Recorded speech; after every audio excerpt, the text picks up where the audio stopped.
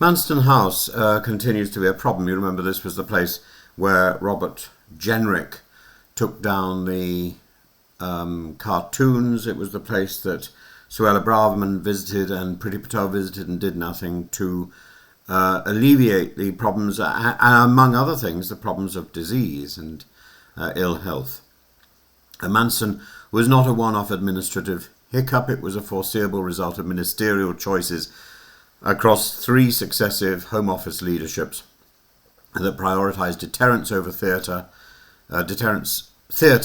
over lawful processing and humane conditions, and the result was prolonged unlawful detention, serious disease outbreaks, and now hundreds of compensation claims.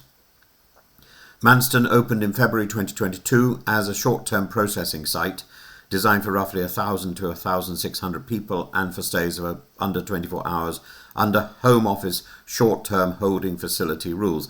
By the autumn of 2022, it held more than 4,000 people, with some kept for up to 33 days. The Borders watchdog David Neal described wretched conditions, said he was speechless, and warned the site was unsafe and understaffed. There were outbreaks of diphtheria and scabies. A 31-year-old Iraqi man, Hussein Hasib Ahmed, died in November 2022 after testing positive for diphtheria. The government has set up a non-statutory Manston independent inquiry chaired by Sophie Cartwright KC, covering the 1st of June 22 to November 22. It began work on the 17th of March 2025. Almost 200 claimants and rising are suing for unlawful detention, and Article 3 of the ECHR ill treatment is relevant. Standard awards run about £500 per unlawful day, with aggravated or exemplary damages possible.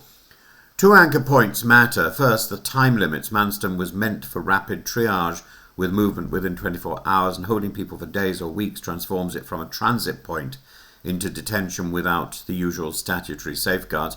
Second, Article 3 of the ECHR, inhuman or degrading treatment is absolutely prohibited, and overcrowded marquees, people sleeping on floors and cardboard, people having limited washing, disease spreading, and weak safeguarding for children are textbook risk factors that push conditions over that threshold, which is why litigation has traction. Priti Patel was Home Secretary until the 6th of September 2022. Manston launched on her watch. The crucial design choice was to rely on a fragile flow-through model without hard capacity for surges or the hotel placements and contracts that would have guaranteed rapid onward movement. When small boat arrivals spiked in that late summer, there was already a structural bottleneck. That is an errors of commission problem at the policy stage. Suella Braverman then took over in autumn 2022, and she served from the 6th to the 19th of October 22, then resigned, then returned on the 25th of October. The gravest overcrowding occurred in October to November, and officials warned that prolonged holding and legal risk were the issues. Braverman said that she never ignored legal advice, claiming she worked to secure accommodation. The inspectorate's evidence and the on-the-ground picture show the pressure was not relieved in time. They show something quite different to her words. And even if she contests the ignored advice claim, the outcome was sustained unlawful detention in degrading conditions. Ministerial responsibility attaches to that failure to procure exits from Manston at sufficient scale and speed during her tenure. From the 25th of October 2022, Robert Jenrick, who now hopes to become the next leader of the opposition, was the minister directly responsible for immigration operations. The duty here was simple: clear Manston at pace, open lawful capacity elsewhere, and stop the unlawful clock. That didn't happen quickly enough. The backlog persisted, disease spread, and a death followed.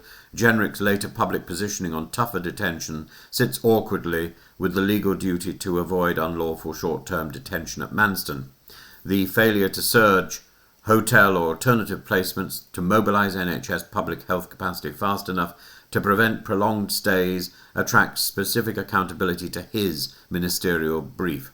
So the bottom line on blame is on three people. Patel bears responsibility for creating a single point of failure system without surge resilience. Braverman bears responsibility for failing to prevent and then to end the drift into unlawful detention as warnings mounted, and Jenrick bears responsibility for the operational failure to decompress the site once he took charge of immigration, the period when harm peaked.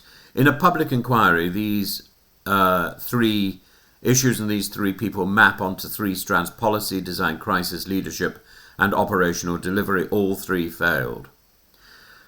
There will be an inquiry, and the Cartwright inquiry has a clear brief to establish facts and recommend changes. 3 documentary sets will be decisive. 1. Accommodation procurement files, who signed off which contracts, when and at what volumes. 2.